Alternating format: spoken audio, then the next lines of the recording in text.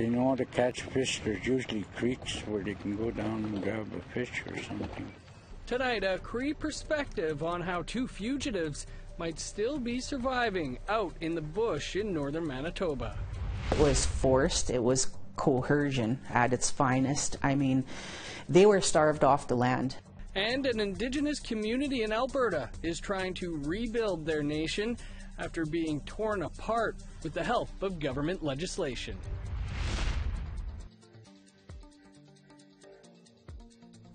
Good evening, welcome to APTN National News. I'm Dennis Ward.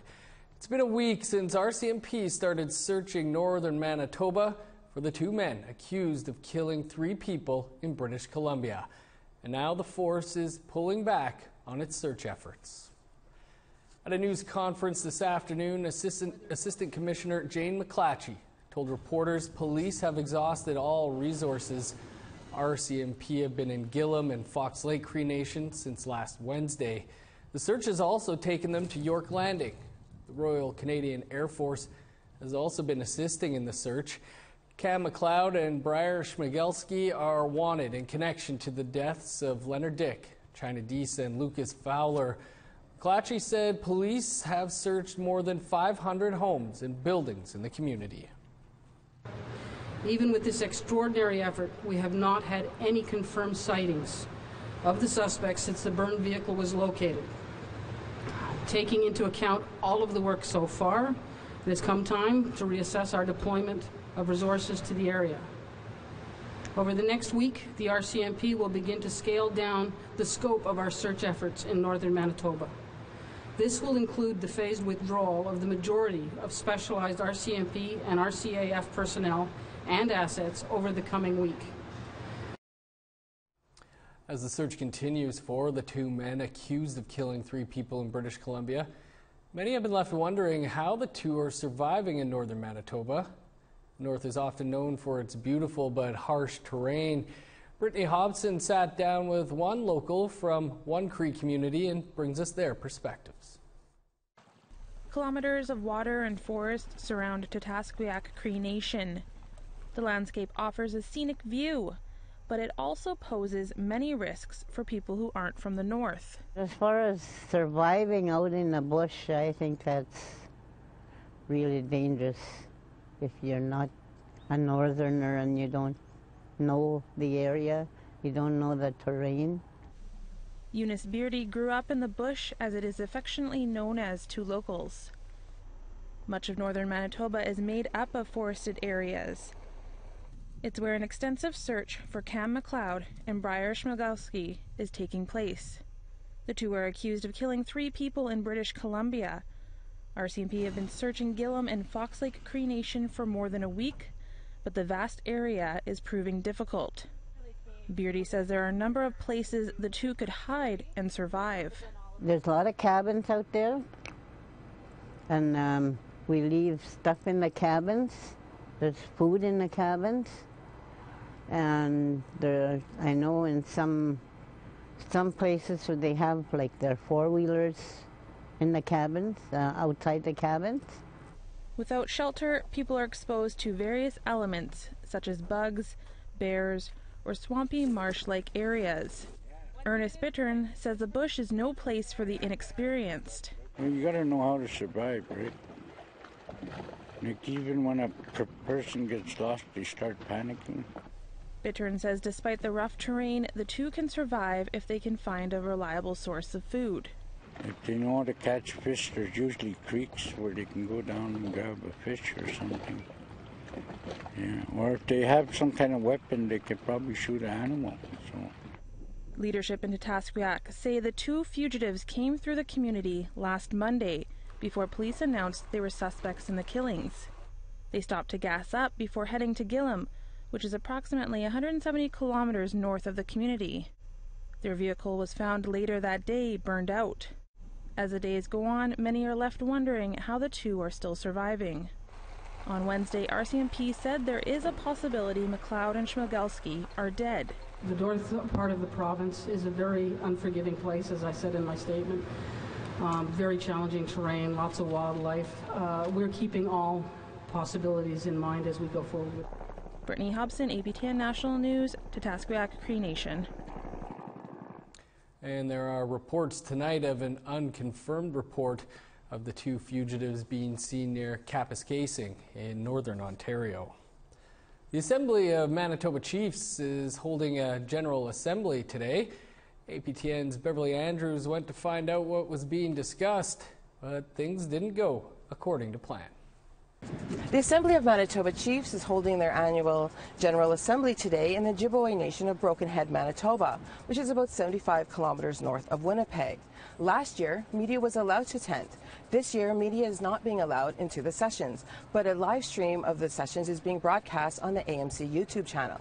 AMC has not been in contact with APTN since allegations of inappropriate messages to a young Indigenous woman by Grand Chief Arlen Dumas was reported about a month ago. Arlen Dumas is currently on leave.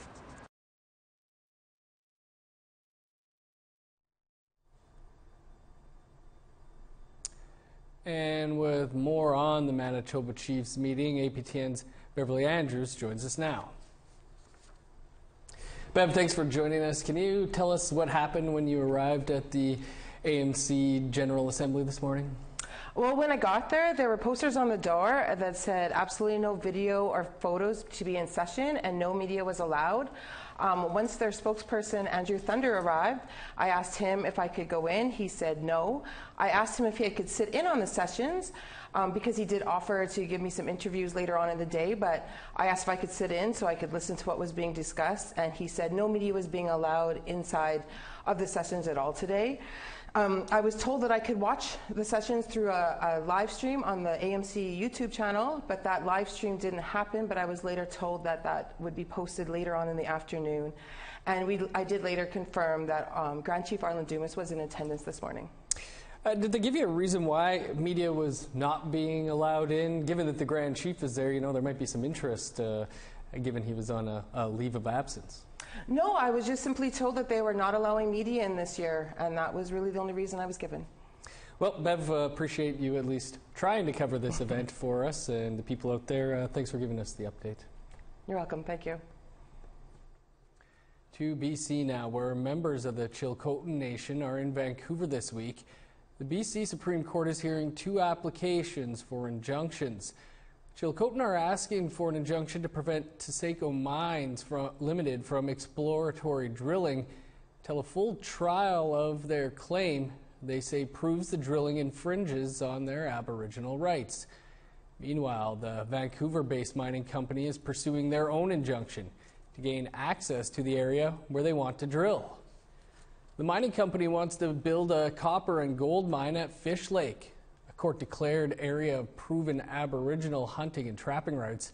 Taseko's two proposals were rejected by the federal government, but in 2017, the province of BC issued the company a permit for exploratory drilling.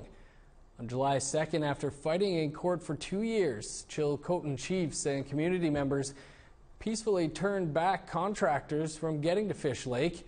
Trina Sita says her people are going to continue to fight Taseko Mines every way possible. As a woman, as a mother, as a grandmother, this is unfair. No is no, enough is enough. I want this landscape to continue providing for my future generations. And we're Chilcotin, we're fighters. We're not gonna back down. We're not ever gonna back down. Time for a quick break, and then the story of a community trying to regain its nationhood. Here's a look at Thursday's weather forecast starting on the East Coast. 29 and showers for Halifax, 15 and rain for St. John's. Rain in Nain with a high of 9, 11 with showers for Cartwright. 27 under sunny skies for Montreal, 25 and sunny in Saguenay. 27 for Toronto, Peterborough, and London, 28 under the sun in Ottawa. Showers and 28 for Thunder Bay, 21 and sunny in Wawa. 17 and sunny skies for Churchill, 26 in Thompson, God's Lake, and Norway House. 32 is your high for Brandon, 30 for Winnipeg and Gimli. 29 in Regina, 30 for Estevan under sunny skies, 22 in Uranium City, 28 and showers in Meadow Lake.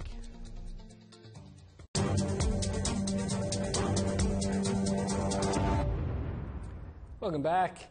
The Michelle Band in Alberta signed a Treaty 6 adhesion in 1878. Not long after, members were pressured to sell their valuable lands. In 1958, the band was enfranchised, and Canada no longer recognized their status as First Peoples. Now, they are fighting to once again be recognized as a nation. APTN's Chris Stewart has the story. Michelle First Nation consisted of 40 square miles of land just northwest of Edmonton. Chief Michelle Callahoo's band had expectations of cows and plows. After signing onto Treaty 6, they did not receive what was promised. In the early 1900s, the band was pressured to sell parts of their land by the government. They needed to buy farming equipment so they would not starve. Over the decades, more and more land was sold by members at very low prices. Many members sold their land and became enfranchised. This meant they no longer had Indian status under the Indian Act, and then were allowed to vote, attend post-secondary education, and not have their children attend residential schools. In 1958, the entire population of the Michelle First Nation was enfranchised. All the original land was gone. Brandy Callahoo is president of the Descendants of Michelle First Nation Association. They represent status and non-status members of Michelle First Nation. It was forced. It was coercion at its finest. I mean, they were starved off the land. Many of the ancestors, many of the people that lived there, they were excellent farmers. And, you know, Michelle, he signed treaty, and they were promised certain things that were never delivered. So the land was kind of sold off chunk by chunk, even back as early as the early 1900s, just because they were starving. They weren't getting the farming equipment that they were promised. In 1985, Bill C-31 enabled many Michelle First Nations to regain their status. This is all Michelle land at one time. Look how beautiful it is, in the big huge houses that sit on top of the hills. There's another mansion over there. Their former home is worth billions in gravel deposits and oil. Many who bought or were given their land are now very wealthy. Rosalind Callahoo was chief of Michelle First Nation for over a decade. She represents the Michelle Band Unity Group. Her grandfather gave up his status and became enfranchised. She says he did not want his children going to residential schools. It's been 91 years since my grandfather left the reserve, since the first group. It's been 61 years since the band was enfranchised. We've lost our history, we've lost our culture, we've lost our community. There are now 4 groups saying they represent Michelle First Nation: the Descendants of Michelle First Nation, Friends of Michelle Society, Michelle First Nation Corporation, and the Michelle Band Unity Group. Brandy says 3 groups, not including the Unity Group, are representing status and non-status members. Rosalind only wants status members to be represented. They have gone to arbitration with the federal government to see who will have the voice to speak on behalf of Michelle First Nation. We're tired of Canada giving us the runaround.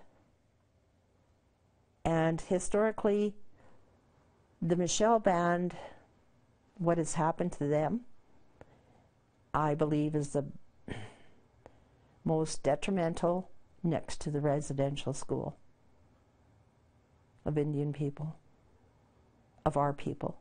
Both Brandy Callahoo and Rosalind Callahoo want restitution for Michelle First Nation to be reinstated. I would love to see the band reinstated. I would love to see us build a community together, one that's going to be beneficial for all of us. You know, we still have some elders. We've got a lot of youth. I have grandchildren myself. I'd love for people to be able to come home and connect and reestablish our connections and our traditions and learn our languages.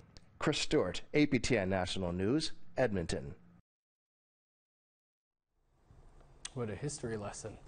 Well, for many northern Cree communities in Manitoba, fishing, hunting, and trapping are their livelihood. Last summer, Ashley Branson spoke with some residents of Norway House in Gillum, and they tell her how the hydro dams have impacted their way of living. Yeah, it has altered our way of life. It's altered everything. Chris Clark is the president of Norway House Fishermen's Co-op.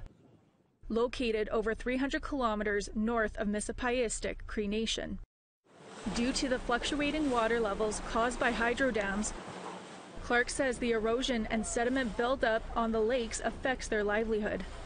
You know, we have to live with these changes every day, day in, day out, while we're out here trying to make a living, providing for families, whether it be trapping or fishing, you know.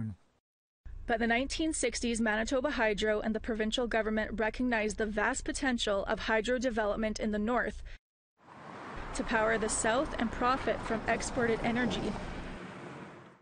In the 70s, they diverted rivers, blasted new channels, and in some cases even completely reversed the flow of rivers. The Churchill River diversion maximized the flow of water into the Nelson River, while the Lake Winnipeg regulation turned one of the world's largest freshwater lakes into a massive reservoir.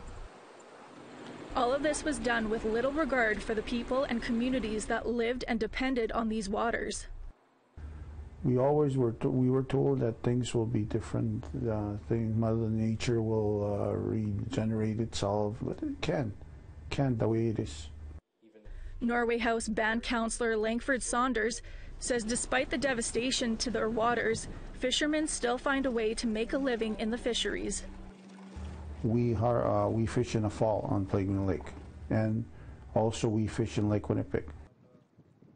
Saunders says commercial fishing is at its lowest point. He explains they used to produce nearly 300,000 kilograms of whitefish and pickerel from Playgreen Lake. Since the diversion project happened, as time went on, things have gotten worse. And to date, we have only about 115,000 kilograms to harvest on Playgreen Lake. But he says it's been nearly 15 years since they met that quota. As the years go on, Chris Clark says the fishing quota changes every year. Every year is different when you depend on Mother Nature. Like farming, you have some good years, some bad years, and same thing with the lake. But you know, but it is a known fact that the lakes are dying. Not only Playgreen Lake, Lake Winnipeg is dying too.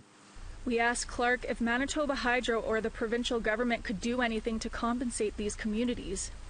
No dollar value will ever address the damage and the destruction that has occurred.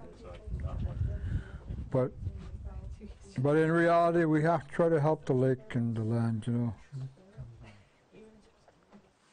APTN received an email statement from Manitoba Hydro's media relations officer. It states, "We continue to address the adverse effects of our existing operations on the customs, practices, and traditions of Indigenous people integral to their cultural identity." But Langford Saunders feels communities are still not being heard. We need to sit down. We need to come and talk about the issues together. Next, we follow Ramona Nekaway and Winiskatan, nearly 600 kilometers from Norway House to Gillam. I like that, but no river on Skidoo, or I come up here too. I got roads all over. Elder Noah Massan takes us on his trap line. I used to have a road through this bush here. He says this provided a living for him and his family for decades. But my trap line destroyed forever.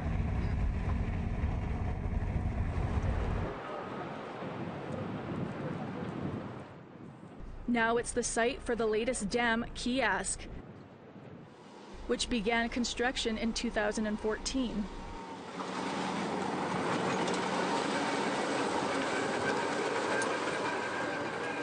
Massan says the development destroyed his trap line and drove the animals away. I had mutton boxes all along the road in those trees.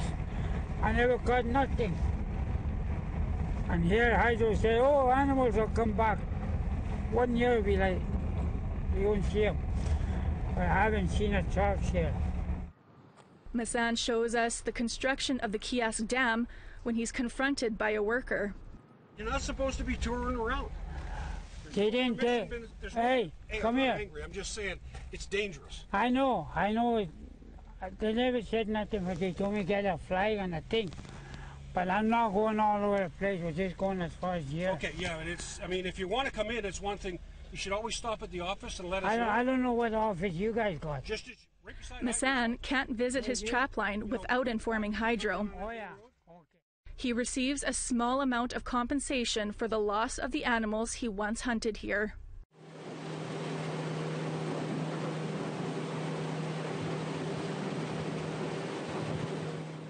Sadie Phoenix Lavoie joins Ramona Nekaway on Winiskatan's annual hydro tour. She's the community coordinator for the Alliance. Lavoie is from another hydro-impacted community, Saging First Nation. And this is her first time on this hydro tour. A lot of these communities used to be self-sustaining in that way, hunting, fishing, trapping, and their trap lines having to be flooded out, or they have complete transmission lines going through them. The animals and the fish are moving further and further away from their community. Lavoie simply states hydro is responsible for the damage. That's our livelihood, that's our culture, that's how we identify ourselves to be Indigenous and our connection to the environment, and hydro has really severed that.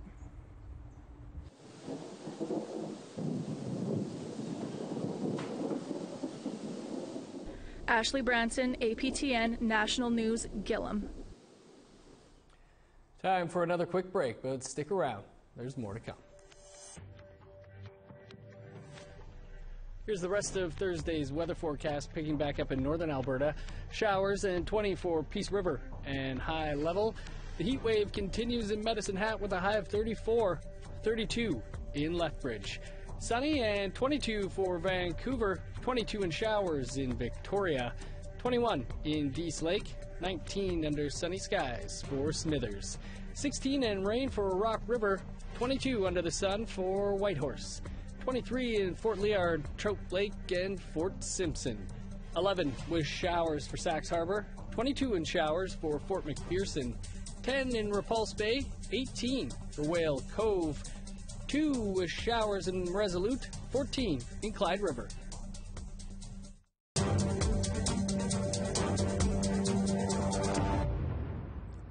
Welcome back. North America is expecting to see a rare celestial event not seen since 2016. The phenomenon is known as a black moon, a nickname given to the second new moon in a calendar month. The moon only shines by reflected light, and when you don't get any light on the side of the moon facing you, it's black, and therefore the term the black moon. Delaney says the black moon happens about once every 2.5 years. The rest of the world is expected to see a black moon on August 30th. Looks like a regular moon to me. That's your APTN National News for this Wednesday. For more, visit our website, aptnnews.ca. And stay up to date with the latest by downloading the APTN News app. I'm Dennis Ward. Thanks for tuning in. We'll see you back here tomorrow.